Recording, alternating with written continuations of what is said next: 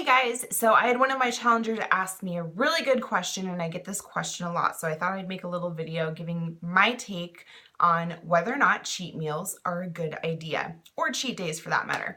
So here it goes.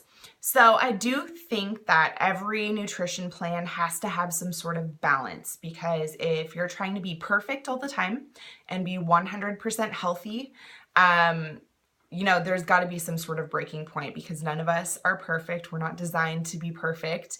And honestly, eating perfect all the time is going to be really boring, because I'm sure all of us at some point or another want to have a glass of wine or some beer or a donut or whatever it may be, right? So I do think that there is some sort of balance that needs to happen.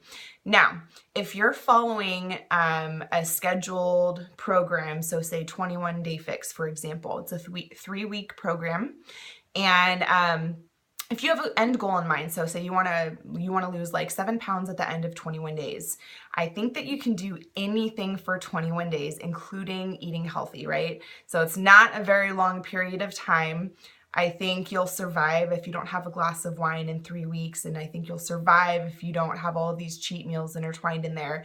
When you have a very specific weight loss goal in mind and you are trying to lose weight, I think it's super important to stick to the plan as much as possible.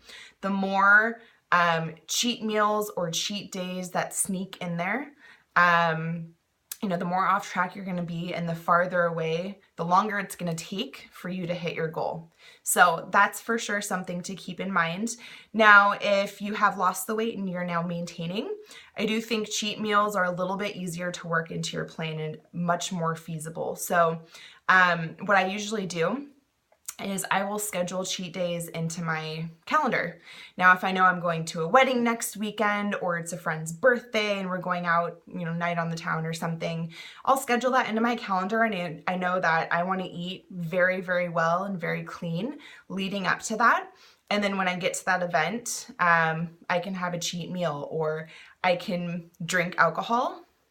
And, as a switch off, I'm going to eat well out at dinner, but I'm going to drink alcohol. So there's that balance.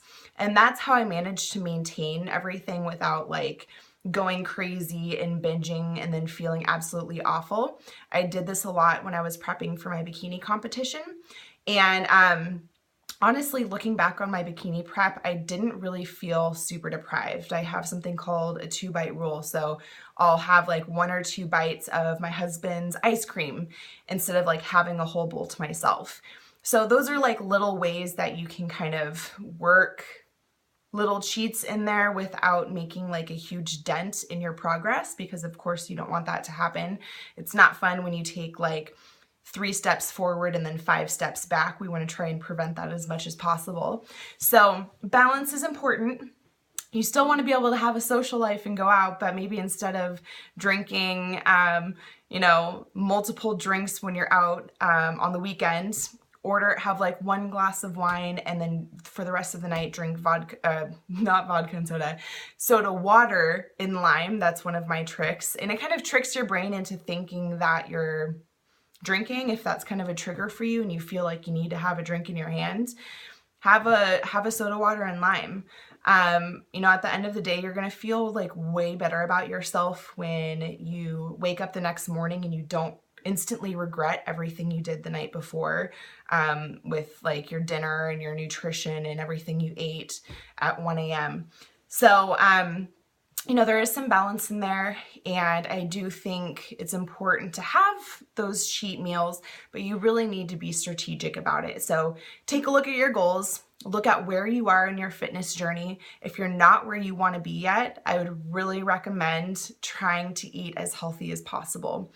And there are 2 different types of personality types that you need to keep in mind here. So if you're the person that can reach into the bag of potato chips and eat 3 potato chips and then stop and be like, I'm good, I'm satisfied, that's awesome. So you could probably do the 2-bite rule, right?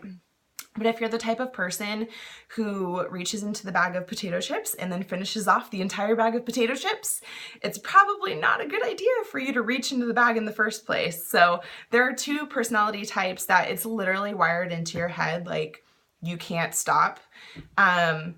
and it's that addictive personality. So if that's more you, then cheat meals might not be a good idea until you're like physically in a really good place on your fitness journey. So keep that in mind when you're debating on whether or not you should schedule in a cheat meal. You know, celebrations happen, weddings happen. There are times in your life where you're gonna have a glass of wine, and that's okay. You know, we all slip up at one point or another, and that's okay.